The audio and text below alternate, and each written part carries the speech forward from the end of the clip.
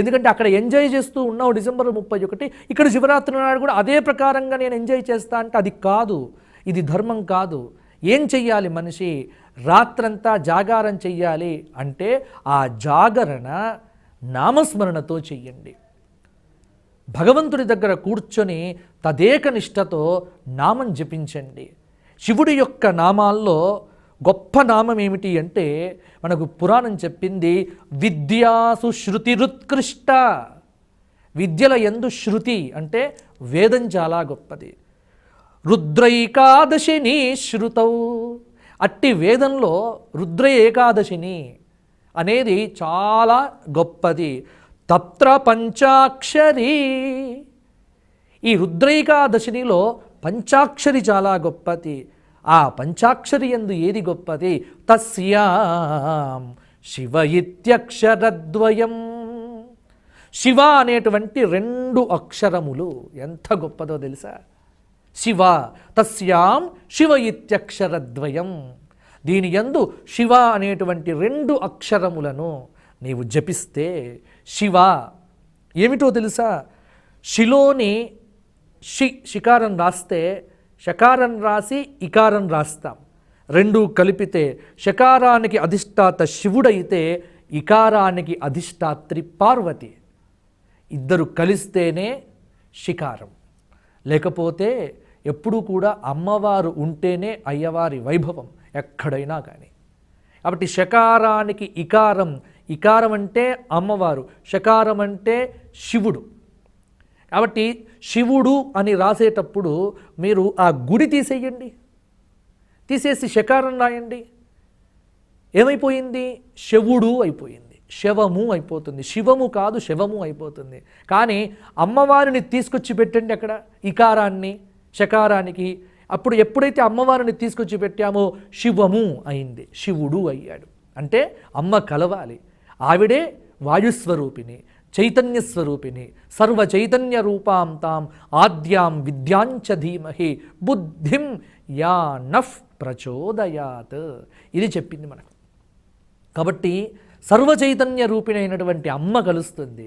కాబట్టి శివ అనేటువంటి దానిలో అమ్మవారుంది, అయ్యవారు ఉన్నారు. 2 అక్షరాల్లో అమ్మ అయ్య ఈ 2 కలిస్తే ఏమవుతుంది? అమ్మయ్య అవుతుందా లేదా?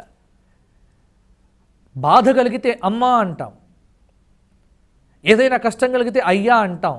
కానీ జీవితంలో రిలాక్స్ అయిపోతే మాత్రం ఇద్దరిని కలుపుతాం. ఇద్దరిని కలిపితే ఏమంటాం?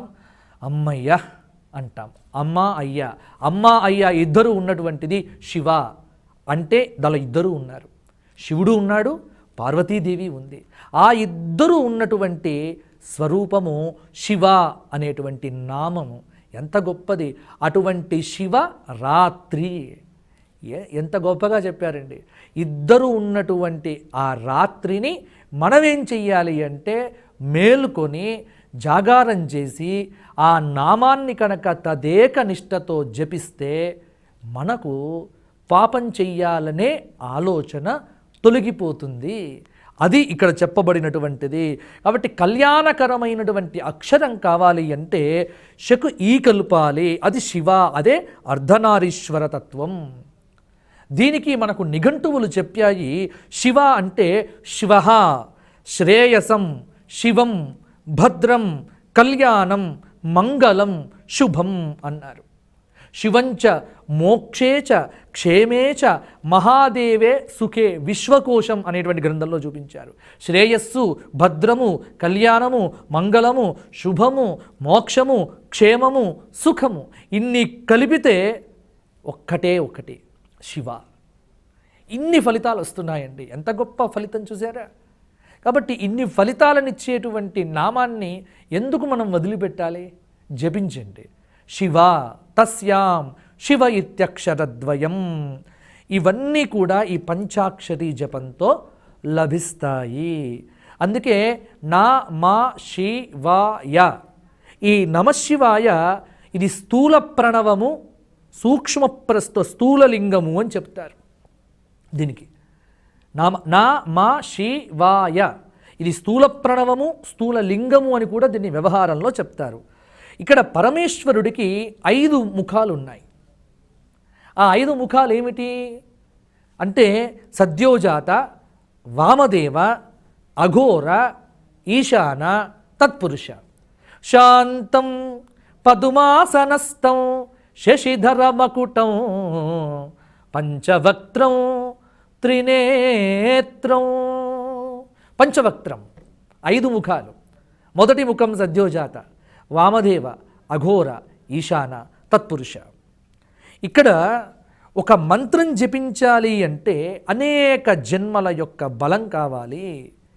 ఈ పంచాక్షరిలో చెప్పబడినటువంటి 5 అక్షరాలు దేనికి సంకేతాలు అంటే సృష్టి, స్థితి, లయ, సంహార, అనుగ్రహ. 5టికి ఇవి. సృష్టి, స్థితి, లయ, అనుగ్రహ, సంహార. 5 విశ్వ సంకేతాలకు, విశ్వకృత్యాలకు సంకేతం ఈ 5. అందుకే నమశివాయ చాలా గొప్ప నామం అండి ఇది.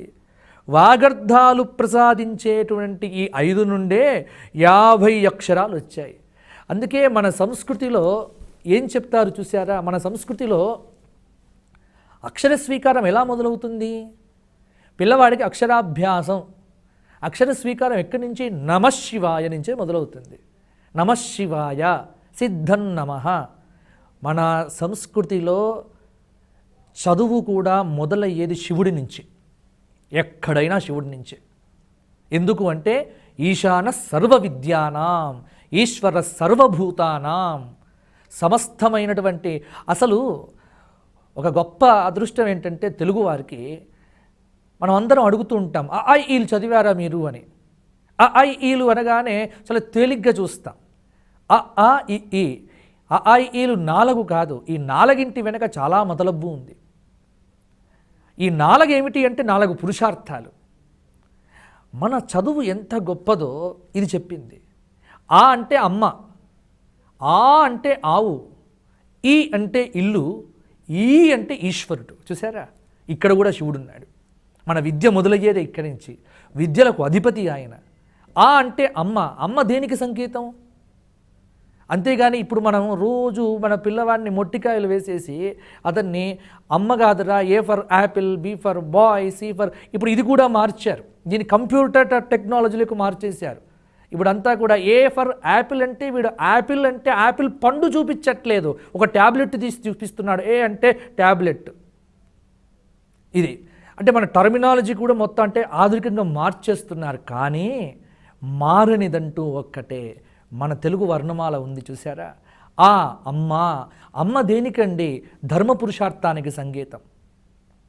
ఆ ఆవు కామపురుషార్థానికి సంకేతం.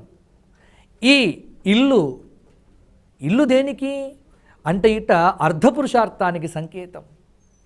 అలాగే ఈ ఈశ్వరుడు అంటే శివుడు కాబట్టి మోక్ష పురుషార్థానికి సంకేతం.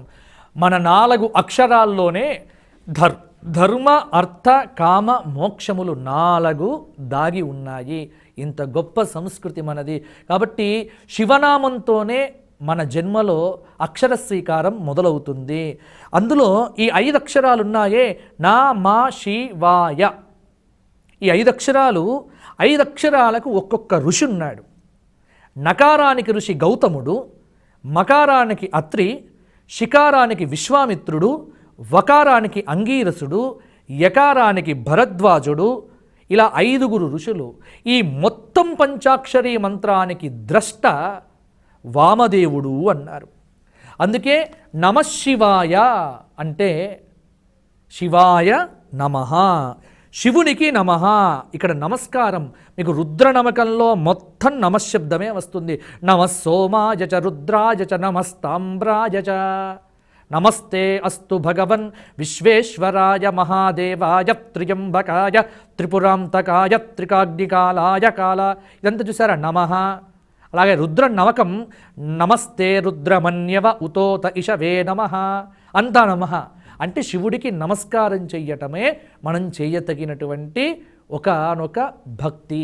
కాబట్టి శివుడికి దండం పెట్టుకోవడం, ఈ శివ అనేటువంటి అక్షరములను మనం ప్రార్థించి ఆ పరమాత్మకు నమస్కారం చెయ్యటమే నమశివాయలో ఉన్నటువంటి పరమార్థం. అందువల్లనే నమశివాయ ఈ జపం చేయండి, గొప్ప జపము. శివుడికి నమస్కారము అన్నారు. ఎందుకు నమస్కారము? ఈ చేతులు చేష్టలకు సంకేతం, శిరస్సు బుద్ధికి సంకేతం. అందుకే చేష్టలను బుద్ధిని వంచి ఈ రెండు పరమాత్మ దగ్గర మనకు సమర్పణ చేస్తున్నాం అనే భావంతో చేసేదే నమస్కారం అన్నాం. ఎప్పుడు నమస్కారం రెండు చేతులు జోడించి మాత్రమే చెయ్యాలి. ఒక్క చెయ్యితో నమస్కారం చేస్తే అది తిరస్కారం అవుతుంది. భగవంతుడి దగ్గర, గురువు దగ్గర, పెద్దల దగ్గర ఎప్పుడు రెండు చేతులు జోడించి నమస్కారం చేయడమే మన భారతీయత, మన భారతీయ సంస్కారం ఇది. కాబట్టి శివుడికి నమస్కారం అంటే రెండు చేతులు జోడించి హృదయం దగ్గర చేర్చి మన యొక్క శిరస్సును ఆ చేతుల మీదుగా వంచి, ఎదుటివాడు వచ్చి మన శిరస్సు వంచితే అది అవమానం. మనకు మనమే మన శిరస్సు వంచుకుంటే అది వినయం అవుతుంది. వినయంతో భగవంతుడి దగ్గర నమస్కారం చెయ్యాలి. అలా నమస్కారం చేస్తూ శివనామ మంత్ర జపం చేస్తూ నమశివాయ అనేటువంటి నామాన్ని తదేకంగా ధ్యానిస్తూ శివరాత్రి పర్వదినమున మనము దీక్షగా ఉన్నట్లయితే మనకు మంచి ఆలోచనలు, మంచి బుద్ధి ఇవన్నీ కూడా శివానుగ్రహం వల్ల కలుగుతాయి. ముఖ్యంగా పాపం చెయ్యాలి అనే ఆలోచన నుంచి మన మనస్సు దూరం అవుతుంది. ఎప్పుడూ మంచి పనులు చేయటంలో మన మనస్సు లగ్నం అవుతుంది. ఇవన్నీ ఇచ్చేటువంటి వాడు సాంబ సదాశివుడు. అందుకే నమశివాయ. లోకాః సమస్తాః సుఖినో భవంతు. ధర్మస్య విజయోస్తు, అధర్మస్య నాశోస్తు. పితా యథారక్షతి పుత్రమీశ, జగత్పితాత్వం జగతః సహాయః, కృతాపరాధం తవ సర్వకార్యే, కృపానిధే మాం శివపాహి శంభో.